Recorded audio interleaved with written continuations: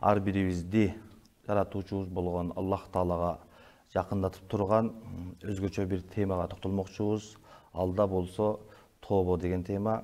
Ал эми бул теманын айланасында маек кылуу үчүн Азирети муфтийдин орун басары устазыбыз Жоробай Шөрөгазиевди чакырганбыз. Устаз, кош келипсиз. Ассаламу алейкум. Алейкум ассалам. Алла разы болсун устаз, сизге биринчиден ыраазычылык билдиребиз убактыңызды бөлүп биздин маекке келгениңиз үчүн. Андан кийин бизге ушул тоба дегенибизде өзүңүз билесиз, коомчулукта көпчүлүктө мындай ооз эки эле мындай тоба кылдым деп койгон эле түшүнүк бар эмеспи? Ошон үчүн бизге мындай тобага өзүнчө мындай токтолуп билдирүү жасап кетсеңиз. Бисмиллахир-рахманир-рахим. Алхамдулиллахи роббил аламин. Вассалату вассаламу аля саййидил мурсалин ва аля алихи ва сахбихи ажмаин. Эң алгач жараткан Аллах субханаху ва таалага чексиз мактоолор болсун. Андан кийин сүйүктүү пайгамбарыбыз саллаллаху алейхи ва салламга Алла тааланын үзгүлтүксүз салават саламдары болсун. Аллах субханаху ва тааланын жалгыздыгына, Алланын барлыгына бирдей ыйман келтирген бардык момун мусулмандарга Алла тааланын үзгүлтүксүз рахматы, мерими, хидаяты, нуру боло берсин. Бул чындыгында өтө бир динибизде өтө маанилүү деп айтсак болот. Анын артынан бул бизге Аллах субханаху ва тааланын берген чоң бир нематы десек болот да. Бул тоба эшигин ачуу адамга. Себеби адам өзүнүн жашоосунда ар кандай иштерге барышы мүмкүн, аны билбестен кылышы мүмкүн. Адамдын өзү табиятынан кемчилик болушу мүмкүн, ар кандай катачылыктан болушу мүмкүн. Мына ошондой адамдарга биздин динибизде ушундай бир жакшы бул тоба эшигин ачылды деп айтылат да. Демек, тоба кылуу деген бул Аллага кайтуу деген сөз. Мен тоба кылдым дегенде, ошол тобанын дагы өзүнүн негизги шарттары менен, пайдубалы менен бекем болуш керек да. Жөн эле жана сиз айткандай мен тоба кылдым деп коюп эле анан кайра дагы ишти кыла бергенде, шариаттын көз карашы менен ошол күнөө ишти кыла бергенде бул тобасы кабыл болбой калат. Ошондон тобанын дагы кабыл боло турган өзүнүн шарттары бар. Бирок кандай болгон күндө деле бир адам туура эмес жолдо жүрүп, бирок кой деп өкүнүп, Аллага кайтайын дегени бул ошол тобанын негизги мааниси. Мындай Алла Таала менен келишимин оңдоо, жаңылоо деп айтсак да болот да. Ооба. Эми ошону менен биргеликте устаз, аз айтканыңыздай бунун шарттары бар деп айтпадыңызбы? Ошон үчүн бир шарттарына да мындай токтолуп кетсеңиз. Ооба, эми жанакы тобанын баягы ар кандай айтылып жүр. Кээде 5 шарты бар дейт, кээде 3 шарты бар, 4 дейт. Бирок мындай жалпылай айтканда эң негизгиси Кудай менен пенденин ортосунда болгон учурда бул 3 шарты бар деп көпчүлүк алымдарыбыз айтат. Анын эң биринчиси ошол күнөө иш кылып жүргөн адам ошол кылган күнөө ишин ташташ керек. Эң биринчи. Эң биринчи шарты. Алымдарыбыз айтат ал-иqla'u мин-аз-зунуб дейт да. Күнөөнөн ошол нерсени таштоо. Экинчиси ан-надаму дейт. Ошол кылган күнөө иштерине өкүнүү дейт. Пайгамбар саллаллаху алейхи ва салламда бир хадисинде келет экен, өкүнүш бул өзү тоба деген экен да. Ошондон ошо кылган иштерге сөзсүз өкүнүш керек экен. Үчүнчүсү ошол кылган нерсеме кемчилик кетирдим, Алла Таала кечирсин, ошол мен ишти кылып койдум, ошо кылганыма билип кылыппын, же билбей кылыптырмын, же шариатта ушундай экенин мен билбептирмин, же болбосо билип кылган болсо дагы мен ошонуга өкүндүм деп баягы чын көңүлдөн, жүрөгүнөн тоба кылса, бул экинчи шарты. Үчүнчүсү кайра ошол күнөөнү кылбаганга бекем ыклас менен ниет кылуу дейт. Алла яуда илля ал-маасия мындайча айтканда. Демек, мына ошол негизги 3 шарты бул Кудай менен пенденин ортосунда. Дан кайтып айтканда, эң биринчиси ошол күнөөнү таштоо, экинчиси өкүнүү, аябай, үчүнчүсү ошол күнөөгө кайра барбоо. Ошол бекем болуу. Эми төртүнчүсүн кошот. Төртүнчүсү бул адам менен адамдын акысы кошулуп калганда, ошол ким бирөөгө зулумдук кылган болсо, жамандык кылган болсо, малын тартып алган болсо, же жаман сүйлөгөн болсо, ошол адамга барып акысын адал кылуу. Кечирип коюңуз, меники ушундай болуп калды. Билбей сизди жамандап алдым, же ушактап алдым. Могу акчаңызды тартып алган элем, мына кайра бердим, кечирип коюңуз деп, ошол адамдан кечирим суроо. Бул дагы ошол тобанын адамга болгон байланыштуу болуп калганда ушул 4 шарт болот. Пенде менен Алланын ортосунда байланыштуу болгондо, мына ушул 3 шарт сөзсүз түрдө талап кылат. Булардын бирөөсү толук болбой калса, анда тобасы толук болбой калат, кабыл болбой калат деп айтылат. Бир кээ бир алымдар мына ушулардын баардыгынын алдынан ыхлас ниет болсун деп айтат. Бул эми бул боло турган нерсе, тура турган нерсе. Ошондуктан баягы тооба кылган адам чын көңүл, ыхлас жана жанагы шарттар толук болуш керек. Дагы бул жерде устаз жана сиз айткандай бир нерсеге өзгөчө көңүл болгум келип турат да. Биз ислам динибизде эгерде кимде ким ушундай Алла Таала менен болгон мамилесинде кемчилиги болсо дедик, же адамдар менен болгон мамилесинде кемчилик болсо дедик, ал тооба кылсын азыркы 3 шарт менен же 4 шарт менен дедик. Бирок ошону менен эле биргеликте башка бирөөлөргө айтышы шарт эмес. Же күнөөсүн кечириш үчүн өзгөчө мындай акча берип, жандай кылыш шарт эмес. Эгерде Алла Таала менен болгон мамилесинде Алла Таалага жакшы жүрөгүнөн берип кайткан болсо, Алла Таала ал адамдын тообасын кечирет. Ошондой эмеспи? Экинчиси, эгерде башка адамдардан кемчилик болгон болсо же акысын алган болсо, аны да бирөөлөргө айтыш же отомчу кылыш шарт эмес. Барып өзүм сизден ушундай кемчилик кетти, же акыңызды алдым деп акысын берүүсү менен бул адамдын күнөөсү кечирилет. Ооба. Эми ошону менен биргеликте устаз, биз ислам динибизде ар бир кылган иштин мындай өзгөчөлүгү, фазилети болот эмеспи? Бул тообанын дагы мындай фазилеттерине бир токтолуп кетсеңиз. Чынында тообанын дагы фазилеттери өтө көп. Мындайча айтканда, тообанын эң баягы жакшы эле фазилеттеринин бири бул адам бул дүйнөдө дагы эң негизгиси кыяматта дагы эң чоң бир ийгиликке жетет дейт. Адамдын ийгиликке жеткени аркы дүйнөдө бул анын бейишке киргени. Ошондон Алла Таала Куранда айтат: "Тубу илаллахи вал муъминун", силер му'миндар Алла Таалага тооба кылгыла. Ошол тообанын аркасынан силер ийгиликке жетесиңер дейт. Демек, ким тооба кылган болсо, ал адамдын ийгилигинин башталганы ошол деп эсептелет. Дагы бул жерде бир тообалардын маанилерин кетет: "Анна сабабун ликубулил амал", адамдын амалынын кабыл болушунун башаты болот.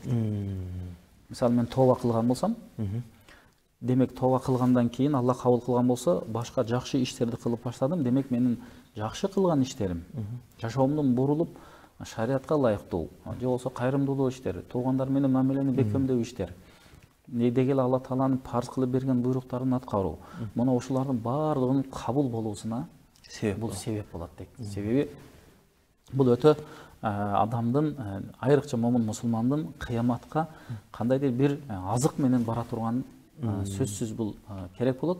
Эми бул азык дегенибиз бул сооптуу иштер болот. Ошондо качан гана тияка көптөгөн сооптор менен барсак, эсеп китеп жеңил болот. Оң таразабыз сооптуу иштер менен оор болот. Анан качан оң колубуздан китептерибиз берилет, жакшы иштер кылынды деген. Мына ошолордун баардыгына бизге жол ачып бере турган бул тооба болуп эсептелет. Бул жерде устаз дагы биз ислам динибиздин мындай бир дагы бир чоң өзгөчөлүгүнү байкап турам да. Мусулмандарда, момундарда ушул тооба бар себептен балким момундарда, мусулмандарда мындай өзүн өзү өлтүрүү аз деп ойлоп турам да. Себеби жанагындай ичинде күнөөкөр болуп өзүнүн кемчиликтүү сезип, Алла Таалага кайтып жүрөгүндө жана кыйынчылыкты, мындай кыйналганды чыгарууга мүмкүнчүлүк бар да ислам дининде. Ал эми башка дин кармабагандарда же башка мамлекеттерде өзүңүз билгендей эле өтө көп адамдар өзүнү мындай кыйналгандан чыдабастан өзүн өлтүрүп алып атпайбы? Ооба. Мен бул жерде байкаганым бул тооба кылуудагы бул ислам динибиздин мындай бир өзгөчөлүгү окшойт деп турам да. Ооба, чындыгында өтө туура айттыңыз. Себеби биздин динибиздин негизи ыймандын шарттарына келет го. Мисалы, ыймандын шарттарына келгенде ошол шарттардын бирөөсү жакшылык, жамандык баардыгы Алладан. Карасаңыз, биздин динибиз адамга ошол динди же бирөө кабыл алса, же биз кичинебиз эле мусулман болсок, бизге ошол ыйман отурган да. Жакшылык, жамандык Алладан деп билүү бул ыймандын шарты болгондон кийин бизде динибизде өтө бир жакшы баягы кечиримдүүлүк, сабырдуулук, кичипейилдик, андан да жогору бизди көзөмөлдөп турган бир улуу зат бар деген Аллага болгон ыйманыбыз бар. Андан кийин адам өзүнүн жанын өзү кыйса, ага ала турган жазасынын дагы канчалык катуу экенин дагы билип турат. Эми ошол нерсени катачылын оңдоп кетиш үчүн мына ошол тооба эшиги бар экенин дагы мусулман берип турат. Демек, ката кылып алдымбы, мен тооба кылган болсом, демек Алла Таала кечирет. Алла Таала кечиргенден кийин мурдагы жаман ишке барбастан туура кетсем болот. Себеби Куранда ушул ачык айтылган. Пайгамбарыбыз саллаллаху алейхи ва салламдын сүннөтүндө келет. Бир хадисте айтып турган болсок, пайгамбарга бирөө келди дагы сурады: "Я Расулаллах, мен бир күнөө кылып койсом эмне болот?" десе, "Күнөө кылсаң, ошол күнөө кыл деп жазылып калат" дейт. Эгер артынан истигфар кылсамчы дейт, Алладан кечирим сурап тооба кылсамчы десе, анда ал кылган күнөөм кечирилет дейт. анда күнөө кылсамчы дейт, кайра дагы жазылат дейт. Кечирим сурасамчы, кечирилет дейт. Демек, бул эми качанга чейин bunun аяғы бар да. Бирок ошондо алымдар айтат, пайгамбардын бир хадисинде келет, Алла Таала бир адамдын тообасын кабыл кылат, анын жаны тамагына келгенге чейин. Дагы өлүм же батыштан күн чыкканга чейин тооба эшиги ачык экен. Мындайча айтканда устаз, мусулман адамга дейин толук мүмкүнчүлүк берилген. Ооба, өлгөнгө чейин кайсыл убакта тооба кылса, толук мүмкүнчүлүк бар. Ошон үчүн баягы тообанын эшиги мындай бир жалпак сөз менен 24 саат ачык деп коебуз го сөзүбүздө. Мына ушул эле мааниде, кимдин тооба кылам десе, анын мүмкүнчүлүгү бар, бирок мына ушул эки нерсе болгонго чейин. Демек, ар бир адам кичине ойлонуп, айрыкча мына орозо айларда, берекелүү айларда көпчүлүк адамдар орозо кармайт, тамактан, мисалы ичимдиктен, өмүрлүк жарыбыздан, чеккенден, ичкенден эң негизгиси кээде пайгамбардын хадиси бар го, кээ бир адамдар орозодо ач чаңкагандан башка пайда таппай калды дейт. Керек болсо бирөөдү ушактагандан да өзүбүздү карманып калабыз, жаман сүйлөгөндөн да карманып калабыз. Пайгамбар сөзүндө айтат, эгер сени бирөө тилдесе, мен орозомун деп эле кутула кал дейт, башка эч сөз айтпа дейт. Карасаңыз, адамдын өзүн өзү тарбиялай турган, Аллага кайта турган, бир жакшы иш кылсак ага эселеп сооп бериле турган айда колдон келишинче кичине тооба кылып, Кудайга кайтуу өтө бир баягы убагы деп айтсак болот да. Дагы устаз Алла разы болсун, бул жерде дагы бир нерсени байкап турган нерсем, бул ислам дининде мусулман болуп биз бир күнөөнү кылган болсок, бизге бир эле күнөө жазылып атат да. Ошону менен эле биргеликте эгерде биз жакшы иш кылган болсок, 1 эсе, 10 эсе, 700 эсе болуп дагы көбөйүп кетип атат да. Бул дагы азыр сиз айткандай Алла Тааланын бизге берген эң бир чоң неаматтарынан бирөөсү экен да. Эгерде күнөөбүз дагы соок окшоп көп болуп кеткенде, анда биздин абалыбыз өтө оор болуп калат эле. Ооба, бул дагы Алла Тааланын бизге чоң бир сыйы, андан кийин Алла Тааланын бир чексиз рахматы деп айта алабыз да. Карасаңыз, ошол хадисте келет, бир адам бир жаманга ниет кылып койсо дейт. Бирок ону аткарбаса дагы ага сооп жазылат дейт да, карасаңыз. Аткарган жок. Жакшылык кылып ойлоп койсо сооп жазылат, аткарса 10 сооп. Андан көбөйө берет. Бул дагы Алла Тааланын бизге болгон чоң бир рахматы. Жамандык эселенбейт, сооптуу иш эселенет. Бул дагы болсо момун мусулмандын кайсы бир деңгээлде ушул нерселерди туюп түшүнүп, бир ишти кадам жасаганда мына ошого жараша кадам таштай турган. Устаз, бул жерде дагы экинчи нерсе, биз орозонун, тообонун өзгөчөлүктөрүнүн пайдасын, фазилетин айтпадыкпы? Эми бул айтканыбыз ар бир адамдын өзүнө мындай тиешелүү десек дагы болот да. Инсан, бир адам кемчилик кетирди, ошондон тооба кылды, Алла Таала анын күнөөсүн кечирип, Алла Таала иншалла кыямат күнүндө аны бешикке киргизет дедик. Эми ошону менен эле биргеликте коомчулукка бул ар бир инсандын, ар бир момун мусулмандын тооба кылышуу канчалык пайдасы бар деген суроодо турат да. Бул жерде коомчулукка кандай пайдасын тийгизет? Ар бирибиз тооба кылдык, бүгүнкү күндө мисалы үчүн коомчулукка кандай пайдасы бар? Бул тооба кылуунун коомчулукка пайдасы өтө зор болот. Себеби кандай? Мисалы, бир адам туура эмес башка бирөөгө зыян берип жүргөн болсо, мисалы жөнөкөй эле кээ бирлер кошунасына зыян бериши мүмкүн, иштеген жерде бирге кол астындагыларга зыян бериши мүмкүн, же зордук кылып бирөөдүн малын тартып алышы мүмкүн, же бир ар кандай туура эмес иштерди кылышы мүмкүн. Демек, мына ушундай жалган айтуу, калп айтуу, уурулук кылуу, же болбосо бирөөгө кыянаттык кылуу, бул нерсенин зыяны бул коомго сөзсүз түрдө таасирин тийгизе турган нерсе. Эми ошондой эле, эгер ошо бир зыян кылып аткан адам Аллага тооба кылдым деп кайткан болсо, демек анын жамандыгы токтой баштайт. Коомчулукка тийбей баштайт. Мисалы, жалганчылыгы токтоду, мисалы, калпы токтоду. Демек, калпы токтогондон кийин башка бирөөгө да калп айтпайт. Демек, анын зыяны токтоду. Коомчулукка болгон. Кээде үй бүлөсүнө болгон зыяны токтойт, балки. Кээ бирлер адамдар, мисалы, үй бүлөсүн бакпай жүргөн болушу мүмкүн, таштап койгон болушу мүмкүн. Тарбиясын карабай койгон. Балдардын тарбиясын карабай коюшу мүмкүн. Бирок ошол адам жок деп өзүнө кайтып, тооба кылган болсо, демек эң биринчи пайда бул үй бүлөсүнөн. Жок, баламды карашым керек экен, аялыма жакшы мамиле кылышым керек экен, ата-энем тиякта калды эле, аларга жакшы деген, демек бул коомчулукка сөзсүз пайдасы тиет. Ошондон биздин шариятыбызда тообанын орду өтө бийик экендиги, өтө жакшы экендиги ошондон көптөгөн хадистерде, пайгамбарыбыздын андан аяттарда айтылгандыгы бул баягы бекеринен эмес да. Бул жерде дагы бир пайгамбарыбыздын өзүнүн мындай өмүр баянына дагы бир токтолуп кетким келип атат да устаз. Пайгамбарыбыз сен бейишке келесиң деп өзү пайгамбар болсо, Алла Тааланын эң сүйүктүү кулу болгон болсо, ошону менен эле биргеликте пайгамбарыбыз өз хадисинде айткандай, бир күндө 70 жолу, 100 жолу истигфар келтирип тооба кылуусунун мындай өзгөчөлүгү эмнеде турат эми? Эмне үчүн пайгамбарыбыз ошондой болсо дагы пайгамбарыбыз истигфар келтирип тооба кылып турду деген суроо да турат да бул жерде. Чындыгында пайгамбарыбыз менин күнөөм кечирилген деп эле токтоп калган жери жок да. Ошондон баягы өзүнүн үммөтүнө бир жол багыт көрсөтүү үчүн айтып атпайбы, "Я Юханнас" дейт, "Эй адамдар" дейт. "Силер тооба кылгыла" дейт. "Мен бир күндө 70, башка бир рета 100 жолу тооба кыламын" деп үйрөтүп атат.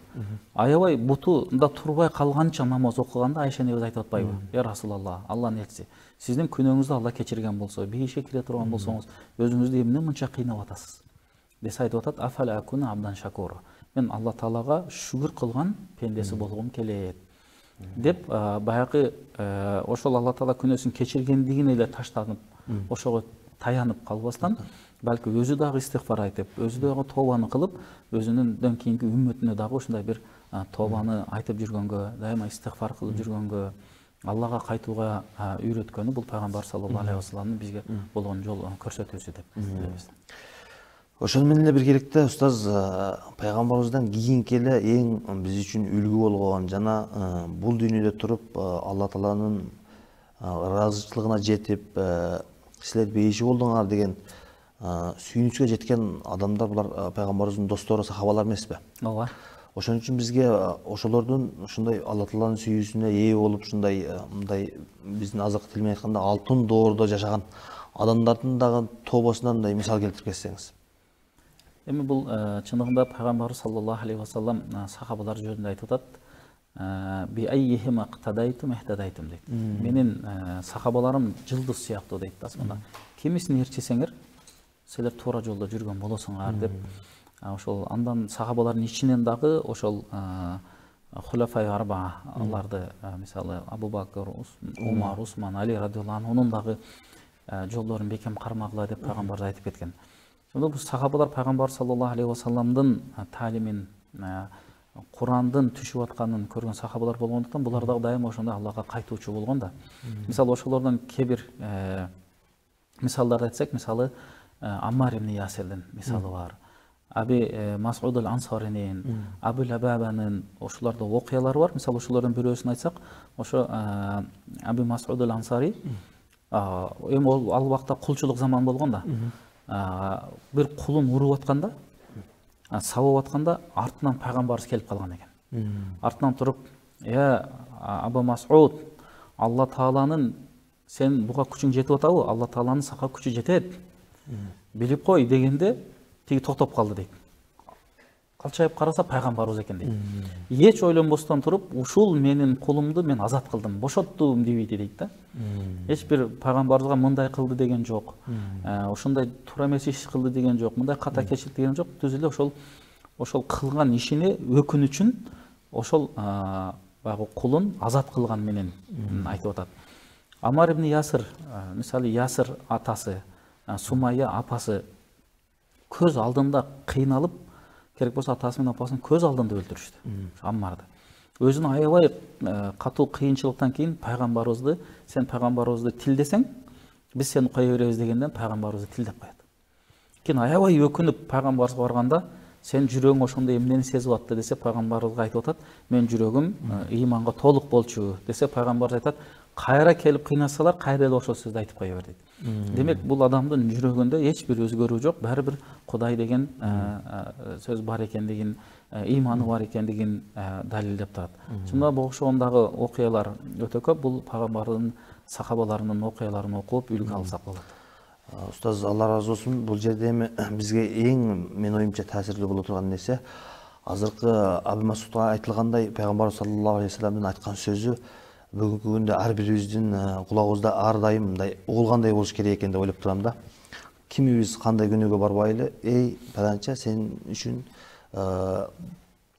ушундай пайгамбарыбыздын эскертүүсү угулгандай болсо, ошондо биз Кудай кааласа ар бир күнүбүздөн тооба кылып Алла Таалага кайтабыз деген оюбуз бар да.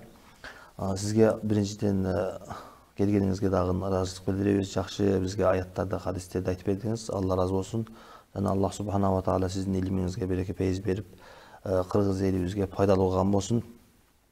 Урматтуу телекөрүүчүлөр, өзүңүздөр уккандай жана көргөндөй, бул жерде Алла Тааланын сөздөрүн уктук, пайгамбарыбыздын хадистерин уктук, жана сахабалардын үлгүлөрүн уктук.